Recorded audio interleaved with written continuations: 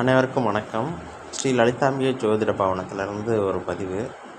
விருச்சிக ராசிக்காரங்க கடந்த 2.5 வருஷமாகவும் கஷ்டப்பட்டாங்க. இப்போ ஒரு 1.5 வருஷமாக கஷ்டப்பட்டுக்கிட்டு இருக்காங்க. என்னென்னு பார்த்தீங்கன்னா, 4ஆம் இடத்துல இருந்த சனி 5ஆம் இடத்துக்கு போனாலும் 5ஆம் இடத்துல இருந்த ராகு திரும்ப 4ஆம் இடத்துக்கு வந்துடுச்சு. அதாவது அர்த்தாஷ்டம சனி முடிஞ்சிருச்சு. ஆனால் அர்த்தாஷ்டம ராகுன்றது ஒன்று திறந்துருச்சு.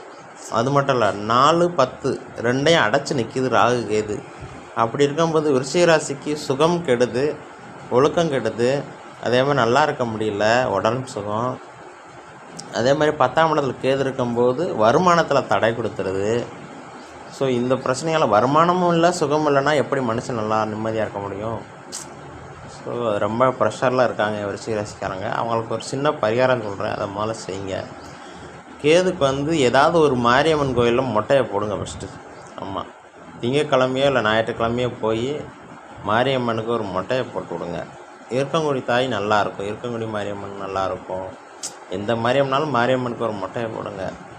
அப்புறம் முடிஞ்சால் மதுரை திருவாதவூர் பக்கத்தில் இருக்க திருமறைநாதர் அந்த கோயிலுக்கு போயிட்டாங்க விருச்சிக ராசிக்கு. ஆமாம், அது ராகுகேது நீக்கின பரிகார ஸ்தலம். அதே மாதிரி சனியோட தாக்கத்தையும் குறைக்கும். உங்களுக்கு சனி 2ஆம் இடத்தை பார்க்குது. 2ஆம் இடத்தை பார்க்கும்போது குடும்பத்துலேயும் வருமானத்துலேயும் தடையை கொடுத்துரும், கெடுக்கும்.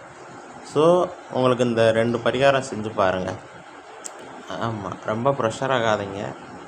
வாழ்க்கை இது மட்டுமே கிடையாது, இனி வாழ்க்கையில் நிறைய இருக்குது. சரியா, நல்ல காலம் வந்துக்கிட்டு இருக்கும்.